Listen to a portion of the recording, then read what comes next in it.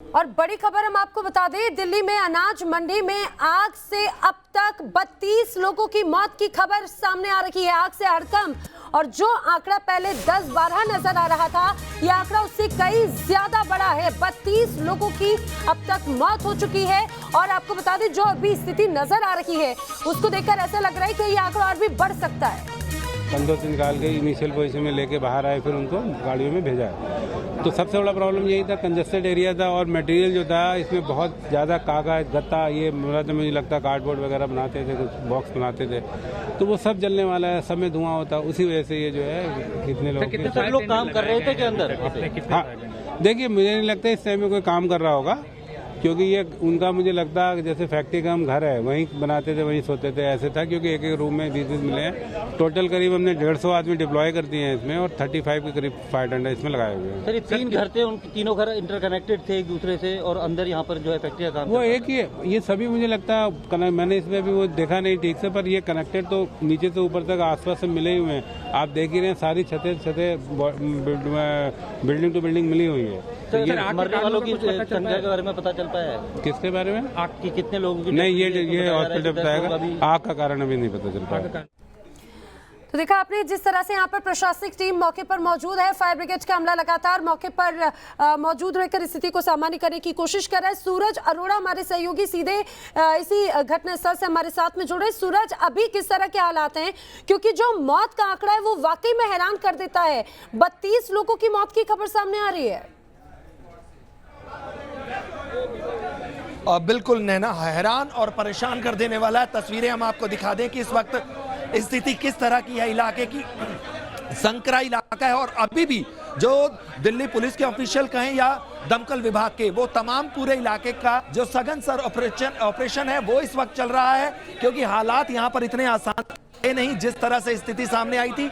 संकरा इलाका है और फायर टेंडर की जो गाड़ी है वो अंदर से जा नहीं सकती। काफी दूर तक जो है वो पाइप के जरिए, जो इनके पाइप हैं बड़े बड़े होते हैं आग बुझाने वाले, उनके जरिए इस आग पर काबू पाया गया। लेकिन जो स्टेटमेंट सामने आ रहा है ऑफिशियल, वो यही बताया जा रहा है कि आग की वजह से इतनी बड़ी कैजुअलिटी की जो खबर है वो सामने नहीं है। दरअसल ये वो मजदूर लोग थे जो इन फैक्ट्रीज में काम करते थे और वो सो रहे थे, और जिस वक्त ये आग लगी उसके बाद जो धुआं है वो बहुत ज्यादा बिल्डिंग में भर गया और वो सोते ही रह गए, और उस धुएं की वजह से इतनी बड़ी जो जान माल का जो नुकसान है वो सामने आया है। नैना, बिल्कुल। मोहित बख्शी भी हमारे सहयोगी दूसरी इसी जगह से दूसरे पॉइंट से हमारे साथ में जुड़े। मोहित, आप जहां पर मौजूद है वहां की तस्वीर बताएं, और क्या कुछ अभी तक और इससे जुड़ी हुई अपडेट्स हैं?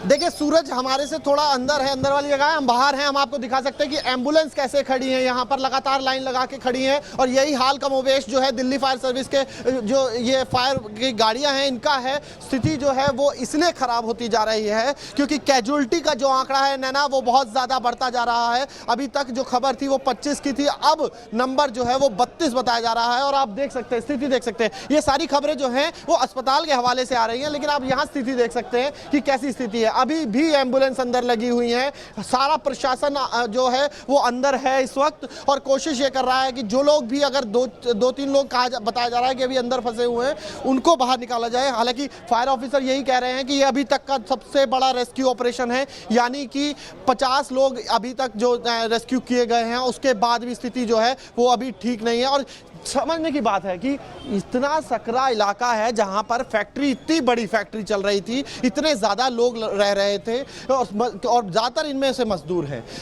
ये तमाम वो मजदूर हैं जो यहाँ पर मजदूरी करने के लिए आते हैं, और लेकिन एक हादसे ने इतने लोगों की जान जो है वो ले ली है ना, और ये बहुत ही दर्दनाक है। दर्दनाक खबर है मोहित, और आंकड़ा ये बढ़ सकता है। सूरज, आप जिस जगह पर हैं वहां की तस्वीर जरा बताइए, क्योंकि जो अधिकारियों का भी कहना है कि सबसे ज्यादा चुनौती प्रशासन के लिए भी यहाँ पर थी स्थिति को सामान्य करने के लिए, कि यहाँ पे ये इलाका बहुत सकरा है। आग का दायरा इतना ज्यादा कैसे बढ़ा, आखिर इतना आंकड़ा मौतों का कैसे बढ़ा, वो तस्वीर भी जरा दिखाएं।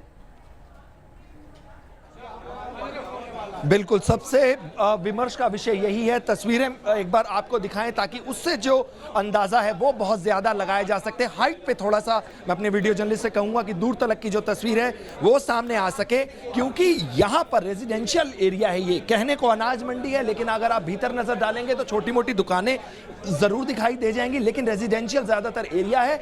और अब भीतर 600 गज का जो प्लॉट है वो बताया जा रहा है, उसमें 4 मंजिला जो बिल्डिंग है उसमें अलग अलग तरह के जो कारखाने हैं वो चल रहे थे, जिसमें स्कूल बैग बनाने से लेकर फॉर्म का, पैकिंग का, यानी कि वो ज्वलनशील पदार्थों का जो फैक्ट्री है, जो काम है वो चल रहा था, जिसकी वजह से ये इतना बड़ा हादसा पेश आया। और सवाल सबसे बड़ा यही है कि इतनी बड़ी संख्या में मजदूर अंदर जो काम कर रहे थे, किस तरह से, किस हालात, क्या जो फैक्ट्री मालिक है वो ही फैक्ट्री चला रहा था या उसने फिर किसी किराए पर दे रखी थी, और साथ ही साथ इस रेजिडेंशियल एरिया में किस तरह से इन लोगों को लाइसेंस भी मिल पाया। इस तरह के कई सवाल हैं जिनके जवाब अब सामने जरूर आएंगे।